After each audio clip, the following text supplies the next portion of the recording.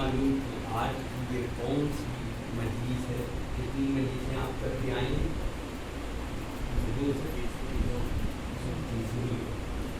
और मुसलसल हर दिन ये सिलसिला जारी है।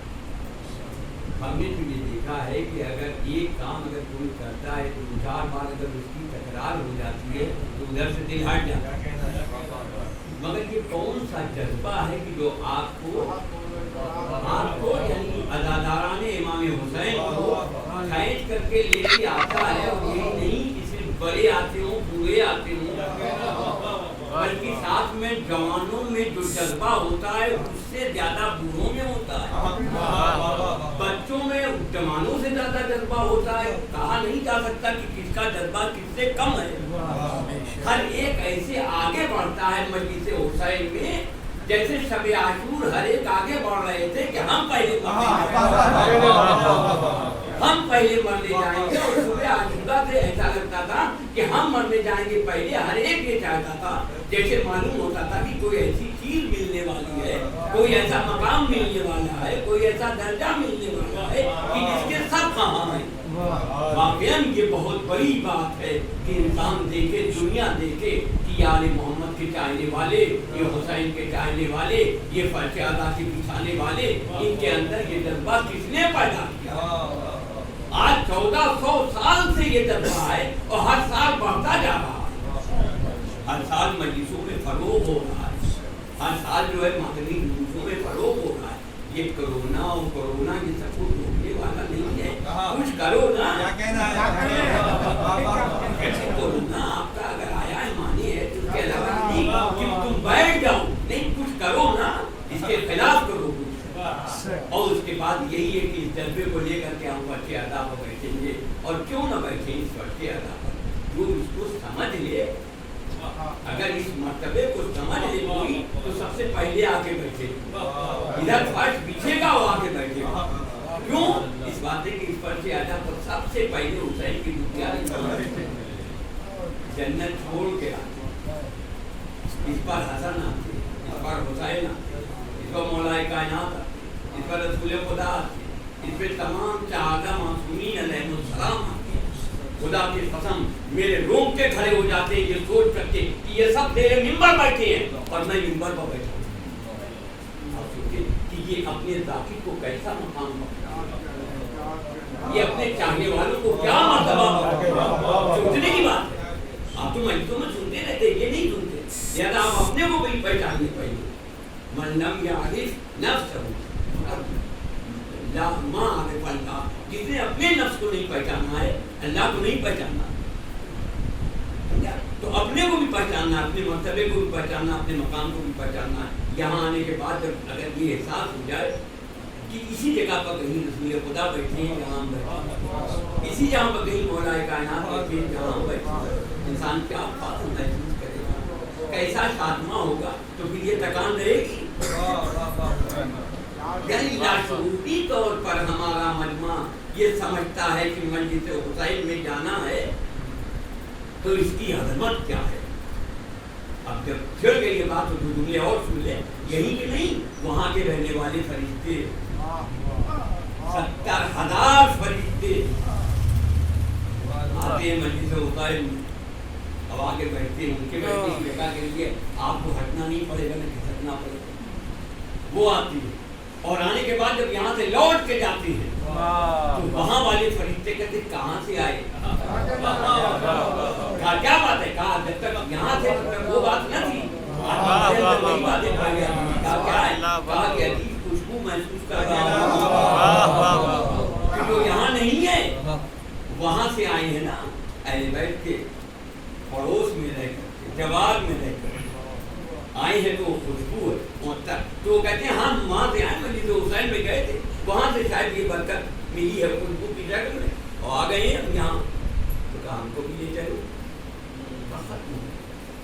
का खत्म हो गई तो क्या हुआ, ले चलो, ले चलो, हम देखना चाहते हैं। वहाँ आते हैं वो फरिश्ते, आने के बाद देखते हैं पर्दा उड़ गया है, मिंबर हट गया है, ये तमाम सब कुछ हो गया। कहा यही मस्जिद हो रही थी। कहाँ?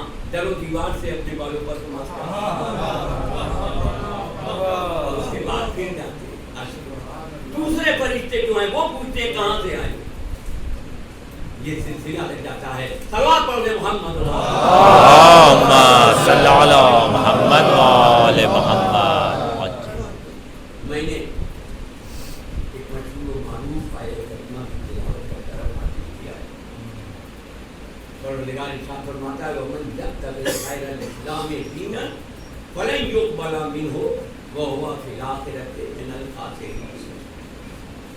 دیکھو دین اسلام کے علاوہ اگر کسی نے کسی اور دین کو منتخب کیا تو فلن یقبل منہ ہرگز اس سے وہ دین قبول نہیں کیا جائے گا.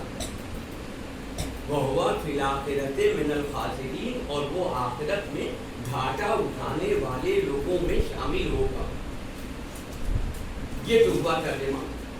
یعنی اللہ یہ کہہ رہا ہے کہ دین کے اسلام کے علاوہ ہمیں کوئی دین پسند ہی نہیں ہے اور اگر کسی نے اختیار کر لیا تو ہم اسے قبول نہیں کریں گے. دوسری جگہ ارشاد ہوتا ہے ان الدین عند اللہ الاسلام. اللہ کے نزدیک تو دین بس صرف اسلام ہے, اسلام کے علاوہ نہیں ہے. اور اس نے اسی اسلام کے لیے انبیاء کی فہرست اٹھا کے دیکھیں 1,24,000 انبیاء اسی کے لیے بھیجے. ورنہ اگر نہ بھیجتا تو قیامت کے دن اگر وہ کہتا کہ اس دین کو قبول کیا تو کہہ سکتا تھا انسان کہ ہمارے پاس بھیجا ہی کیا, بتایا ہی کیا ہمیں کہ ہم کون سا دین اختیار کریں. اس دین کے لیے اس نے آدم کو بھیجا, نوح کو بھیجا, ابراہیم کو بھیجا, موسیٰ کو بھیجا, سب کو انبیاء کو بھیجا کہ جاؤ جا کر کے ہماری طرف سے ہمارے دین کو پہنچاؤ, ہمارے پیغام کو پہنچاؤ. اور سب نے ایک کے بعد ایک پہنچانا شروع کیا اور بڑی بڑی عمروں تک پہنچایا اسلام کو. اور اسلام کو پہنچانے کے بعد یہ دین آدم سے جو چلا تھا وہ رسول تک آیا اور بڑی مشکلوں سے آیا, بڑی محنتوں سے آیا, بڑی بڑی مشقتوں سے آیا. آپ نے سنا ہوگا کہ جناب نوح 950 برس کی کبیر صبح سے جب نکلتے تھے اتنے پتھر کھاتے تھے کہ خود چھپ جاتے تھے, دکھائی نہیں دیتے تھے. وہی بیچارہ جو سب کی مدد کرتا تھا اور سب کے پاس وہی لے کر کے آتا تھا, وہی فرشتہ. صلوات پڑھ دیں محمد وہ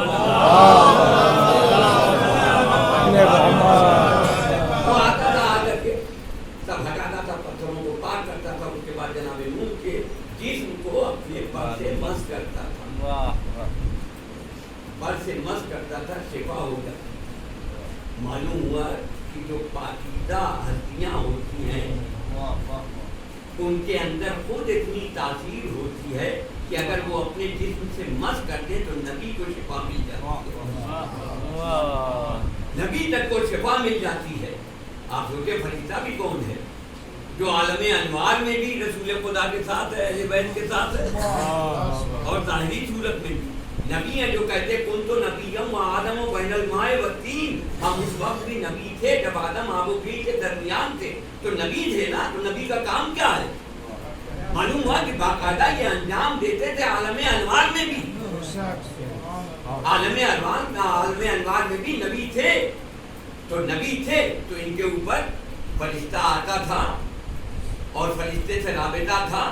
اور جب یہ آتے تھے ان کے اوپر فرشتہ آتا تھا تو پھر آگے بڑی بات انا والی من نور واحد, ہم اور علی ایک نور سے ہیں. تو اگر یہ دیکھنا ہے کہ پیغمبر اسلام کب پیدا ہوئے اور علی کب پیدا ہوئے تو ظاہری صورت میں یہ نہ دیکھیے کہ 30 سال کا فرق ہے. سن 1 عام الفیل میں رسول خدا اور سن 30 عام الفیل میں مولا کائنات. اگر یہ ڈھونڈیں گے تو پھر یہ بھی دیکھنا پڑے گا کہ 12 کو پیدا ہوئے کہ 17 کو. آج دنیا اسی میں فیصلہ نہیں کر پا رہی ہے کہ محمد پیدا کب ہوئے. علی کو اگر ڈھونڈنا ہے تو پہلے ان کو دیکھنا پڑے گا کہ رسول خدا کب پیدا ہوئے, تو وہ ایک نور سے ہیں. اور اگر پیغمبر کو اگر ڈھونڈنا ہے کہ کس دن پیدا ہوئے تو پہلے دیکھو کہ خدا کب سے ہے.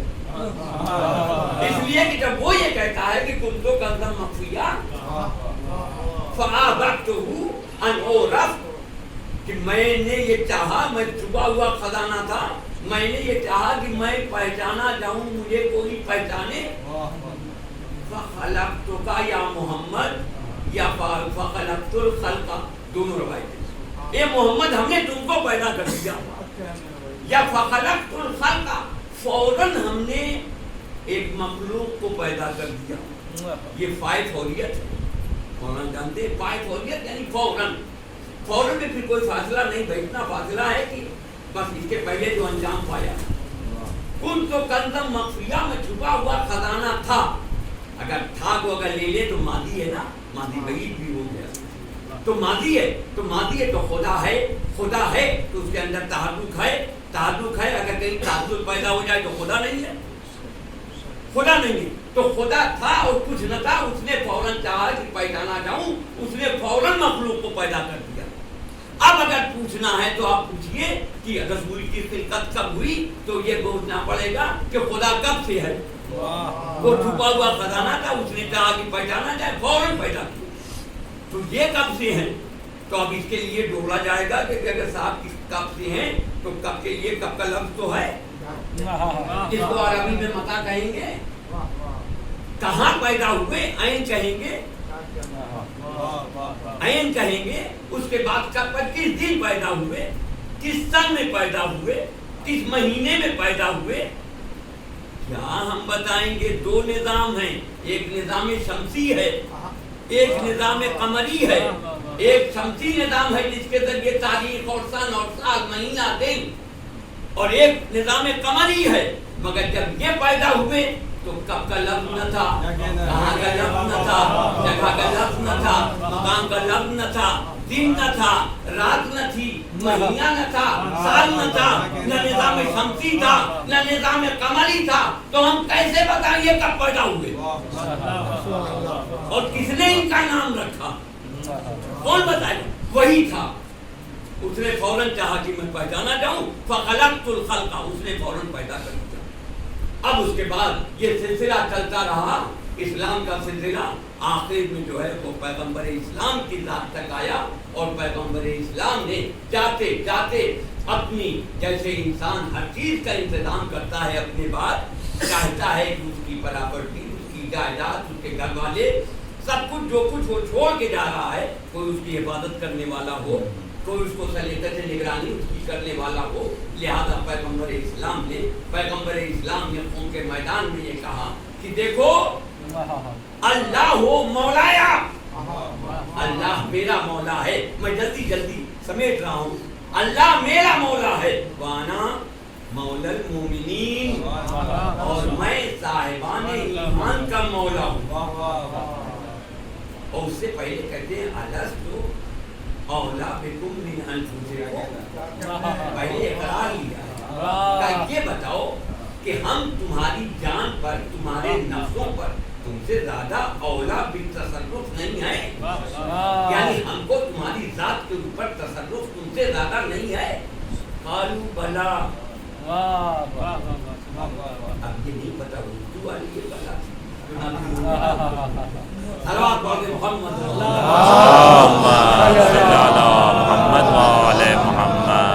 کہاں آپ ہیں. یعنی یہ تسلیم کر لیا کہ ہماری جان آپ کے ہاتھ میں ہے، ہمارا نفس اور ہماری جان آپ کے اختیار میں ہے. اللہ مولایا، اللہ میرا مولا ہے، وانا مولا المومنین، اور میں مومنین کا مولا ہوں. اللہ ومن کنتو مولا ہو، اور یہ آگاہ ہو جاؤ کہ میں جس کا مولا ہوں، فہذا علی مولا، یہ علی بھی اس کے مولا ہے. اب اس میں ایک بات یہ ہے کہ میں جس کا مولا ہوں اس کے یہ علی مولا ہیں، چاہے وہ مانے چاہے کوئی نہ مانے. مگر میں جس کا مولا ہوں، جو نہیں مانتا اس کے مولا نہیں ہے، جو نہیں مانتا اس کے مولا نہیں. میں جس کا مولا ہوں، کائنات کے اوپر تصرف ہے، اللہ نے بنایا ہے. اللہ جیسے سب کا مولا ہے، چاہے کوئی مانے چاہے نہ مانے. ویسے ہی رسول خدا صلی اللہ علیہ وآلہ وسلم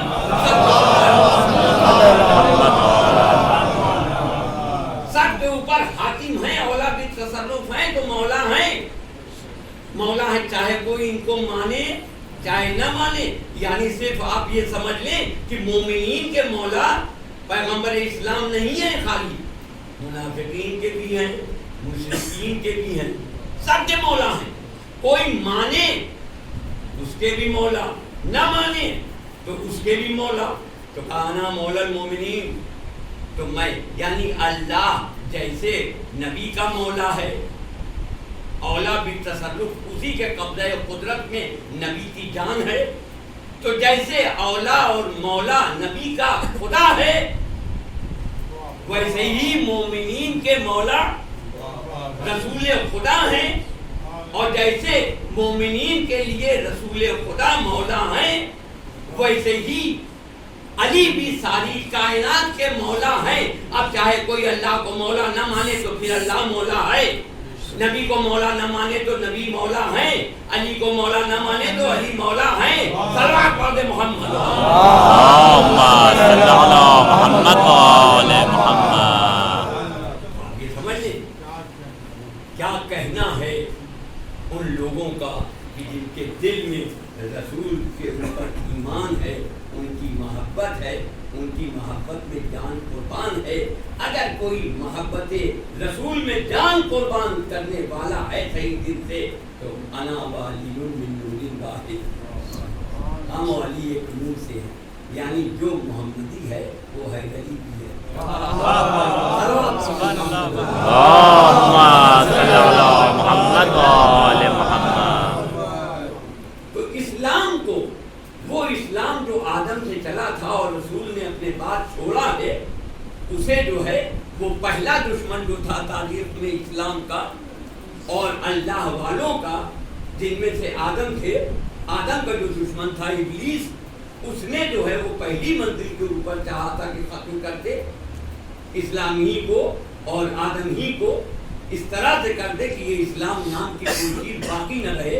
ہر دور میں اس نے کوشش کی کہ اس کو مٹا دے. الگ الگ شکلوں میں آتا رہا، الگ الگ شکلوں میں آتا رہا، مگر پیغمبر اسلام تک جب یہ پہنچا ہے، یہ اسلام بڑی محنتوں سے پہنچا ہے. تو اب ایک منزل وہ آئی کہ جب پیغمبر اسلام کے بعد مولا کائنات نے اس اسلام کی حفاظت کی، اور اس کے بعد جو ہے وہ امام حسن مجتبیٰ نے اس اسلام کی حفاظت کی، اور اس کے بعد جو ہے وہ زہر دغا سے شہید ہو جانے کے بعد اب اس اسلام کی باغ ڈور کو اپنے چھوٹے بھائی شہزادہ جنت امام حسین کے حوالے کیا. اللہم صلی علی محمد و آل محمد. اب یہ تمہارے حوالے ہے. دنیا آج اعتراض کرتی ہے کہ امام حسن نے تو صلح کیا تھا، انہوں نے جنگ کیا تھا. صلح ایک الگ چیز ہے، جنگ ایک الگ چیز ہے. اگر یہ سمجھ میں آ جائے کہ مقصد ایک ہے، مقصد حفظ اسلام ہے، تو پھر یہ نہیں دیکھے گا کہ یہ دونوں الگ الگ ہیں، آپس میں ضد ہیں. ایک صلح ہے اور ایک جنگ ہے. آپ روزانہ دیکھتے ہیں کہ کپڑے کو جب دھو لیتے ہیں آپ تو نچوڑتے ہیں کیسے، ایک ہی طرف لے جاتے ہیں. کیا کرتے ہیں؟ کہا صاحب کپڑا نچوڑ رہے ہیں، صاحب سدھانا ہے.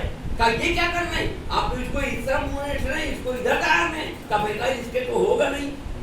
مقصد اسی میں ہے کہ ایک طرف اس کو لے جائیں اور اس کو ادھر لے جائیں. تو یہی صلح اور جنگ کا حال ہے کہ مقصد ایک ہے. صلوات پڑھ دیں محمد. اللہم صلی علی محمد و آل محمد.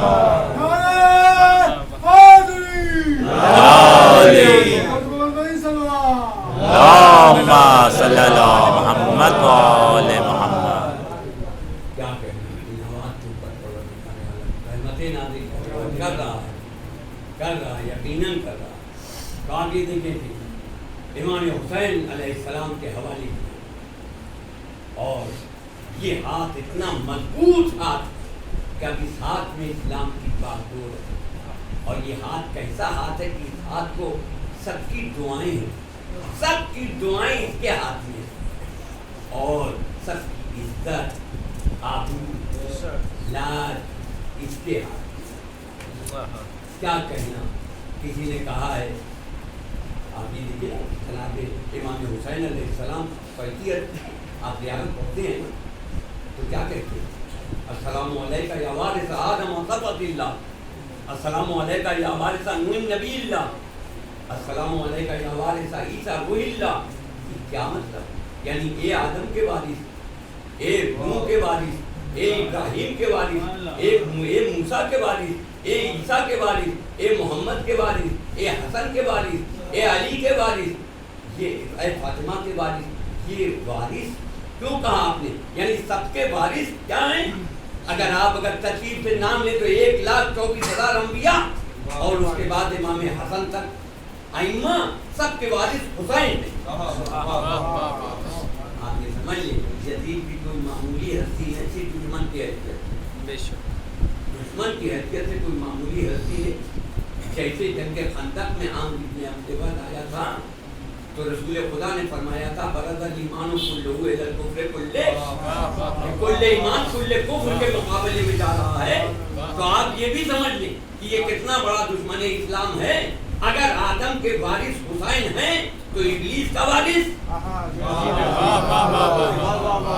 اگر ابراہیم کے وارث حسین ہیں تو نمرود کا وارث، اگر موسیٰ کے وارث حسین ہیں تو فرعون کا وارث۔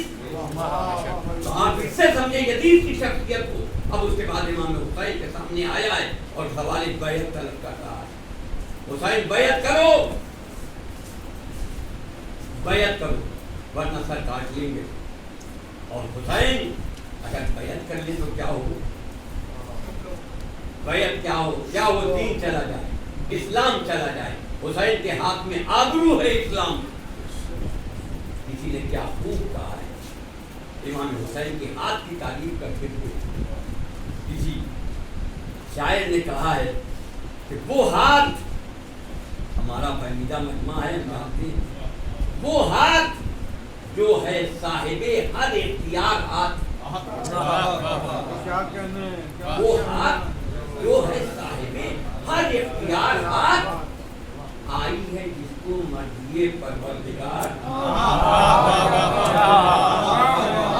وہ ہاتھ جو ہے صاحب ہر اختیار ہاتھ، آئی ہے جس کو مرضی پروردگار ہاتھ، جو سخا میں سب سے ہے آگے جو چار ہاتھ، جو سخا میں سب سے ہے آگے جو چار ہاتھ، ایک ہاتھ اور وقت سخاوت 1000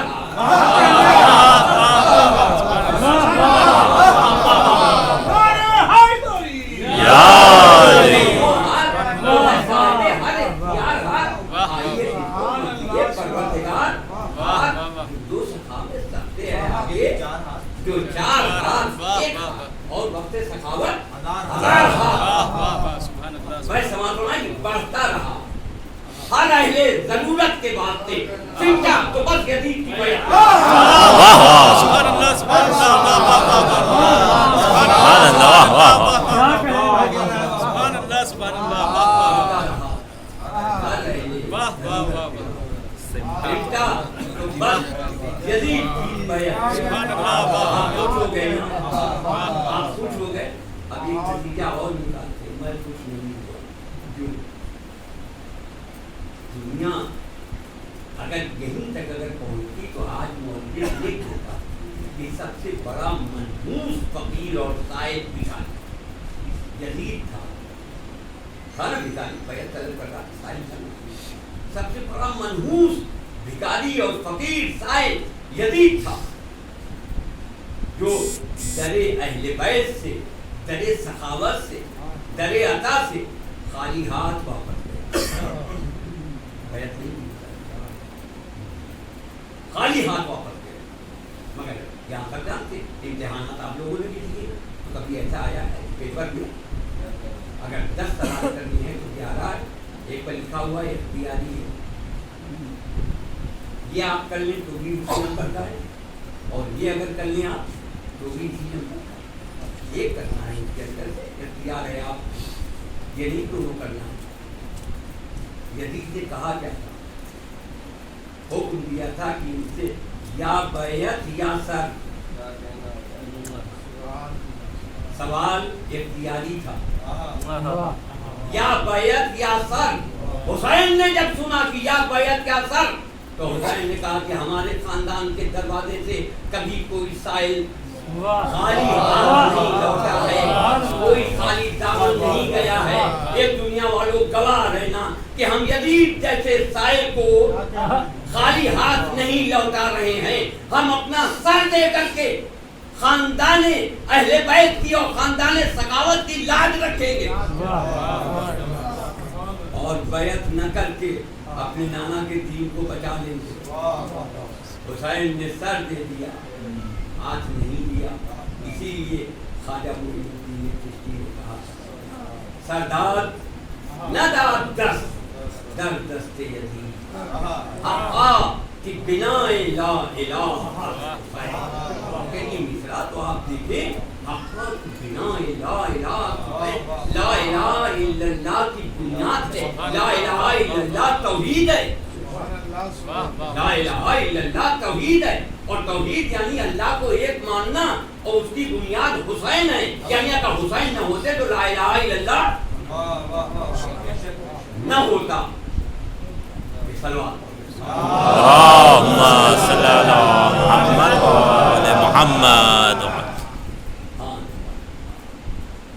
یہ وہ ایام ہے کہ جن میں گریا اور بکا کی بہار کا زمانہ ہے، جیسے ہر ایک چیز کے لیے حدیث میں ہے کہ کل شعین ربی، ہر ایک کے لیے ہر چیز کے لیے ایک بہار ہے، جیسے رمضان قرآن کی بہار ہے، جیسے ایسے ہی جو ہے یہ 2 مہینہ 8 دن حسین کی رضا کی بہار۔ کیا کہنا آپ یہ تو دیکھیں کہ جتنے آنسو بہتے، جتنا دیا ہوتا ہے دل اتنا خوش ہوتا ہے۔ ایک طرف جو ہے وہ دشمن لڑتے ہیں اور ایک طرف ادھر آنسو نکلتے ہیں۔ ہم نے کبھی کہا تھا ایک شعر آج آپ کو سنا دیں کہ اس کو بس شہ کے اداکار کریں گے محسوس، اس کو بس شہ کے اداکار کریں گے محسوس، جو ادا خانہ سجانے میں خوشی ہوتی ہے،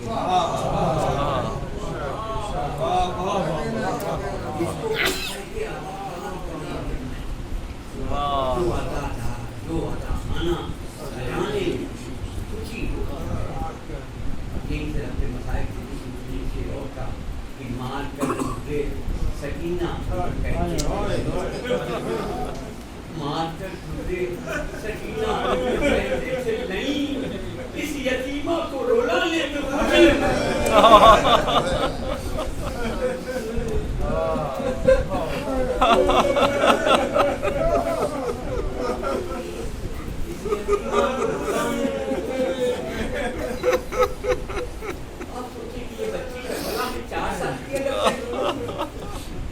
تو 28 رجب کو قافلہ چلا ہے، یہ کتنے دن کی نہیں ہوتی؟ رجب شعبان رمضان شوال کے لیے 2 مہینہ تو آدھا یعنی 6 مہینے کم کر لیں۔ اگر 3 سال کی یہ بچی تھی اور جیسے کہ ایک روایت 2.5 سال کی تھی تو آپ اس کو کم کرتے چلے ہیں، 6 مہینے کم کر لیں۔ اتنا بڑا بچہ ہے، اتنی بڑی بچی کیا سمجھ بغیر بیٹھ کے گھر آنے کی، سب جانتی ہے جن کا اصغر جو 1-2 دن کا 3 دن کا رہا ہو مدینے میں، اور صغرا کی گود، بہن کی گود نہیں چھوڑ رہے ہیں علی اصغر، اور حسین کہہ رہے کالمہ تیار ہے، صغرا لاؤ علی اصغر کو دے دو۔ صغرا لیے ہوئے مسکرا رہی ہیں، بچہ گود چھوڑ نہیں رہا ہے، بھائی گود چھوڑ نہیں رہا ہے۔ صغرا سب چل گئے، ماں آئی، ماں تو بچے کو لے لیتی ہے، ماں آئی واپس کے، جناب زینب واپس کے، سکینہ واپس، کوئی بچے کو لے نہیں رہا ہے، گود سے لے نہیں پا رہا۔ علی اصغر آنا نہیں چاہتے، نہ جانے ہاتھ میں کتنی طاقت آ گئی تھی کہ بہن کو اس مضبوطی سے پکڑ رکھا تھا کہ اب صغرا مطمئن تھی کہ علی اصغر خود ہم کو نہیں چھوڑ کر کے جائیں گے۔ ادھر حسین آئے، کہا کہ نہیں چھوڑ رہے، آئے اور کان میں کچھ کہا، کان میں کچھ کہا، کہا جاتا ہے کہ کہا کہ علی اصغر کیا نانا کے دین کو ضرورت ہے تمہاری بھی شہادت کی؟ کیا تم اپنی شہادت کے ذریعے نانا کے دین کی عبادت نہ کرو گے؟ اب نہ ہاتھ چھوڑانا پڑا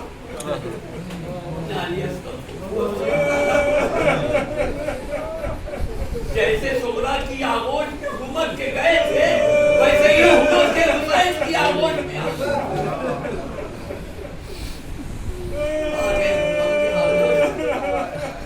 اور یہ قافلہ جب چلا ہے وہاں اور پہنچا ہے اور پتہ اس وقت چلا ہے کہ علی اصغر ہدف لے کر کے آئے تھے، مقصد کے تحت آئے تھے کہ جس وقت آواز استغاثہ حسین نے کری، حل من ناصرین ینصرنا، حل من مغیثین یغیثنا، اور اس کے بعد آواز دے رہے ہیں کہ آخر تم لوگوں کو کیا ہو گیا ہے، ایک ایک کا نام پکار رہے ہیں، مالی منادیکم، ارے تمہیں کیا ہو گیا ہے، ہم تمہیں بلا رہے ہیں، فلا تجیبونی، اور تم آواز نہیں دے رہے ہو۔